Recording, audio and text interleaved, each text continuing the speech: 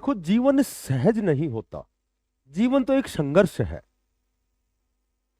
जीवन में बाधाएं, विपरीत परिस्थितियां, कठिनाइयां, ये तो जीवन के अंग है। और वो कहते हैं कि संघर्ष जितना बड़ा होता है, जीत उतनी ही शानदार होती है। और कई बार क्या होता है कि हम किसी की सफलता को उसके भाग्य से जोड़ देते हैं, जबकि जिस व्यक्ति की जितनी बड़ी सफलता होती है उसके पीछे उसका उतना ही बड़ा संघर्ष होता है। और हमें तो उनको जीत कर दिखाना है जो हमारी हार का इंतजार कर रहे हैं। सोचो तो ख्वाब है जिंदगी, पढ़ो तो किताब है जिंदगी, सुनो तो ज्ञान है जिंदगी, और मुस्कुराते रहो तो बड़ी आसान है जिंदगी। नमस्कार प्यारे बच्चों। देखो, बहुत अच्छी लेटेस्ट अपडेट है। आपने कई बार अखबार में, न्यूज में आपने देखा होगा कि ग्रुप एचएसएससी के ग्रुप सी और डी की लगभग एग्जाम डेट है वो फिक्स हो चुकी है। ठीक है।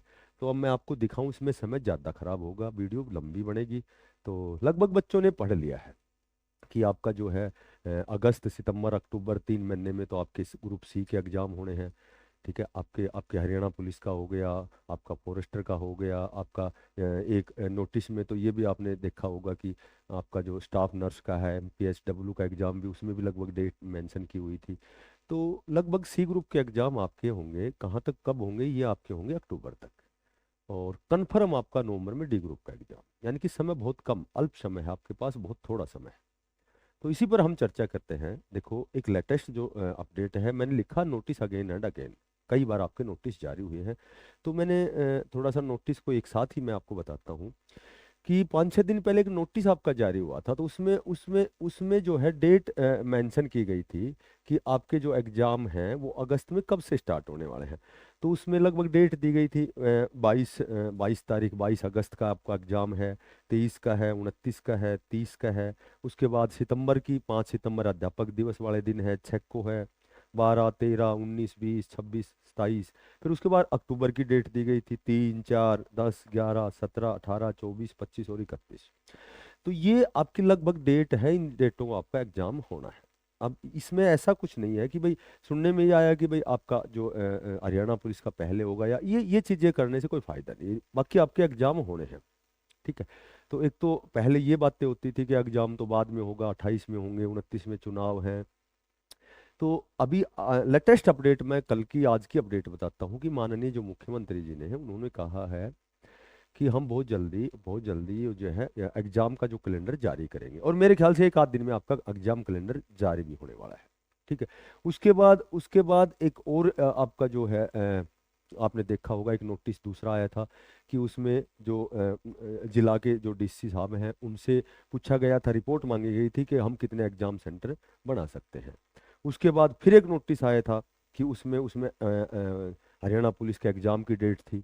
अक्टूबर में हरियाणा पुलिस का एग्जाम है, और अक्टूबर और नवंबर में जो आपका एमपीएचडब्ल्यू और जो ये जो स्टाफ नर्स का एग्जाम है। तो इस तरह से नोटिस अगेन एंड अगेन हम बार बार देख रहे हैं। अभी हाल ही में जो ताजा रिपोर्ट के अनुसार एचएसएससी द्वारा जो भी ये एजुकेशन डिपार्टमेंट है उनसे डाटा मांगा गया है कि भाई कितने अध्यापक हैं जिनकी हम ड्यूटी लगाएंगे। यानी कि अगस्त लास्ट, या सितंबर, अक्टूबर, नवंबर में, हो सकता है दिसंबर तक भी एग्जाम जाए। तो ये 3-4 महीने आपके एग्जाम के हैं। तो अब समय तो चूंकि आपके पास कम है, तो तैयारी तो अब आपको वैसे तो कर ही रहे हैं बच्चे, लगभग तैयारी तो कर रहे हैं। तो मैं यहाँ आपको एक बात बताता हूँ कि सबसे पहले आपको डी ग्रुप की बात बताता हूँ। देखो, डी ग्रुप का जो एग्जाम यदि आपका नवंबर में, यदि यदि मैं इसलिए लगा रहा हूँ कि हो सकता है दिसंबर में चला जाए। ठीक है। तो बहुत से ऐसे अपरिहार्य कारण होते हैं, अनअवॉइडेबल रीजन भी होता है, तो हो सकता है चला जाए, लेकिन आपको तैयारी तो नवंबर के हिसाब से करना है। अब यहाँ डी ग्रुप में लगना आसान है या कठिन है, दो कंडीशन है इसमें।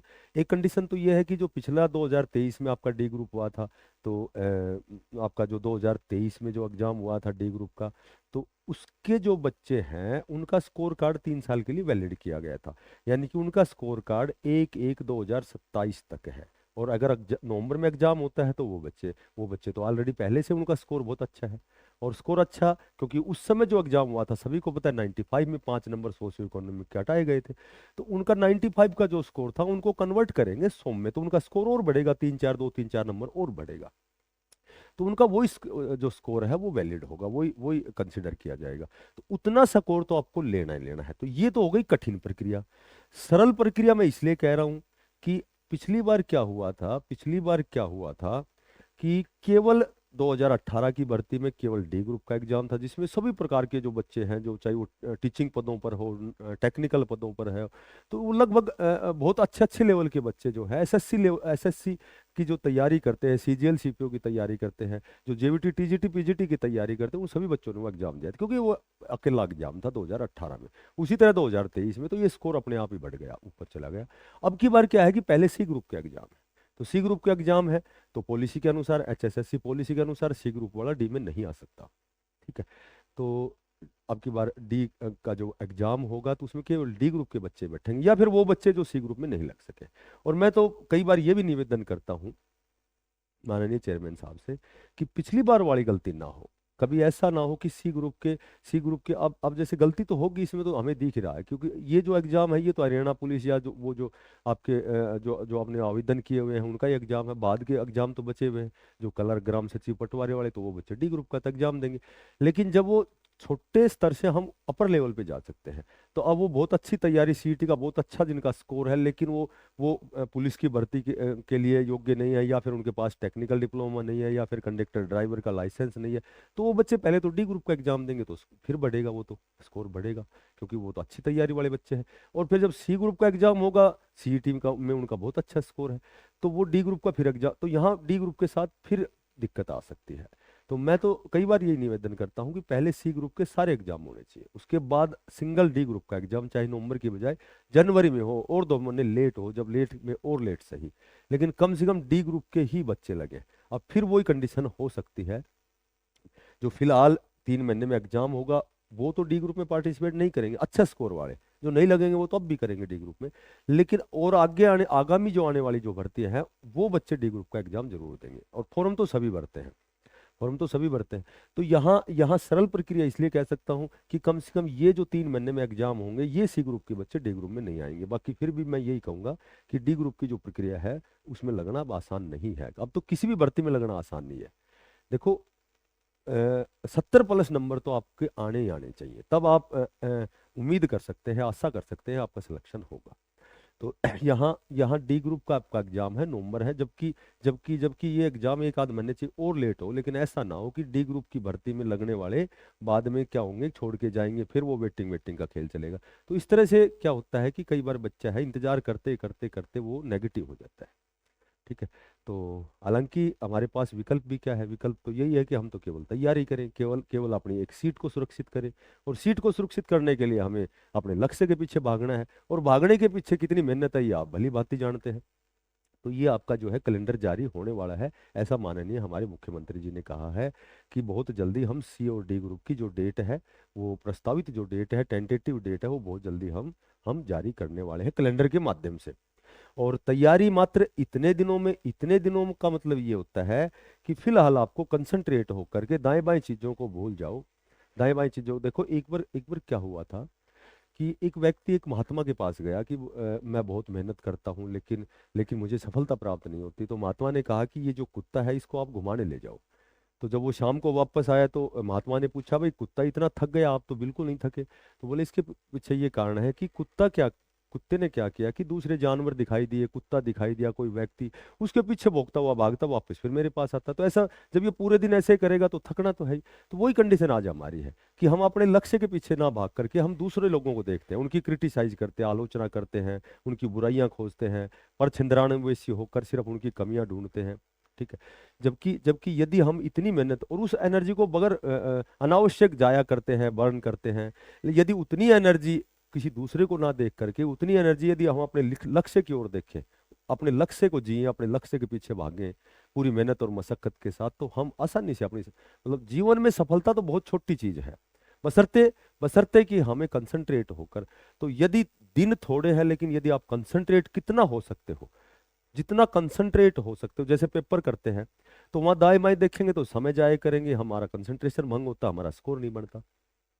तो पेपर करने के भी कई तरीके होते हैं। पेपर के भी तरीका ये होता है कि केवल हम कंसंट्रेट होकर, केवल हम कंसंट्रेट होकर के और पेपर करते हैं तो हमारा स्कोर अच्छा होता है। दाएं बाएं ध्यान देते हैं, किसी से पूछते हैं, चाहे अगले को आता हो ना आता हो, लेकिन वहां हम गलतियां करते हैं। वही हम तैयारी में करते हैं, हम देखा देखी में जीवन जी रहे हैं कि ये पढ़ रहा वही मैं पढ़ूं, जबकि सभी की प्रतिभाएं क्षमताएं सभी में अलग अलग बच्चा जो है वो दक्ष और पारंगत होता है। किसी में कोई कमियां हैं, और जो कमियों पर काम करता है केवल वही मान होता है। और हम कमियों को छोड़ देते हैं, बाकी दूसरों को देख करके उस हिसाब से तैयारी करते हैं। ये फला इस टाइम टेबल से पढ़ रहा है, ये ऐसे टाइम टेबल बनाओ। ये बकवास बेबुनियादी अनर्गल बातें हैं कि भाई दूसरे का टाइम टेबल हम फॉलो करें। किसी को रात को जल्दी नींद आती है, किसी को जो कोई सुबह जल्दी उठ सकता है, कोई रात को पढ़ सकता है, सुबह नहीं उठा। तो सभी की अलग अलग चीजें हैं, प्रकृति ने सभी को अलग अलग रुचियां, हॉबियां, क्षमताएं, ठीक है। तो हमारे अंदर बहुत सी ऐसी अनगिनत क्षमताएं हैं, हमारे अंदर ऊर्जा है, सृजन शक्ति है, हमारे अंदर बहुत ऐसी चीजें हैं कि बशर्ते कि हम उनको पहचानें, उन रुचियों को पहचानें। हम सभी विभिन्न प्रकार की संभावनाओं से परिपूर्ण हैं कि कैसी भी परिस्थिति में अपने दृष्टिकोण को आप बदलें, अपनी अपनी क्षमता को पहचानें। आप अज्ञानी से ज्ञानी बन सकते हैं, आप साधारण से असाधारण बन सकते हैं, ठीक है। तो हम सब बुद्ध बन सकते हैं। जो भी सिद्ध महात्मा महापुरुष हुए हैं वो हमारे में से ही हुए हैं। उन्होंने अलग से कुछ नहीं किया, केवल अपने आप को पहचाना, केवल उन्होंने जीवन जीना सीखा, इसीलिए वो बुद्ध बने, ठीक है। बुद्ध का अर्थ ज्ञान होता है, पर्टिकुलर महात्मा बुद्ध से नहीं, मेरा बुद्ध का मतलब है ज्ञान, ज्ञानी व्यक्ति, ठीक है।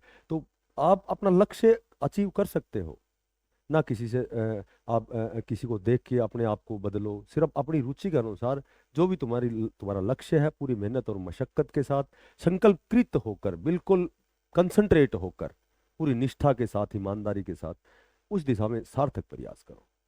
तो कहने का मेरा मतलब ये है कि आपका कैलेंडर जारी होने वाला है और अपने लक्ष्य को जीना स्टार्ट करो। देखो, हमारा छोटा चैनल है, हमारा कोई कोई किसी प्रकार की ऐप नहीं है, हम किसी प्रकार की कोई क्लासों का हमारा कोई चार्ज नहीं है। तो मेरे पास पर्याप्त समय जितना भी होता है, अब हम ये स्टार्ट करेंगे कि जब भी हमारी कोई भी छुट्टी होगी तो शाम को डेली हम 8 से 8:30 बजे एक पेपर सोल्व करेंगे, जिसमें मैथ, रीजनिंग, हिंदी और इंग्लिश का, ठीक है। तो आप उस क्लास में आप ऑनलाइन मेरे से जुड़ सकते हो और पेपर तो सोल्व करेंगे, साथ ही साथ आप कोई भी किसी प्रकार की भर्ती की जानकारी जब आप लेना चाहेंगे तो जितनी जानकारी मेरे पास है मैं आपको बताऊंगा और हम पेपर सोल्व करेंगे। तो मिलते हैं शाम को। यदि वीडियो अच्छी लगे तो कृपया करके सभी बच्चों से मेरा आग्रह है, निवेदन है, हम्बल रिक्वेस्ट है कि बिना पैसे का आप सब्सक्राइब करें, थोड़ा सा अप्रिशिएट करें, थोड़ा सा ये कह सकते हैं मोटिवेट करें कि भाई हम थोड़ा सा और अच्छी जानकारी लेकर के आप तक पहुंचाएं वीडियो के माध्यम से। तो मिलते हैं फिर शाम को, तब तक के लिए सभी बच्चों को बेस्ट ऑफ लक, सभी को धन्यवाद, सभी को राम।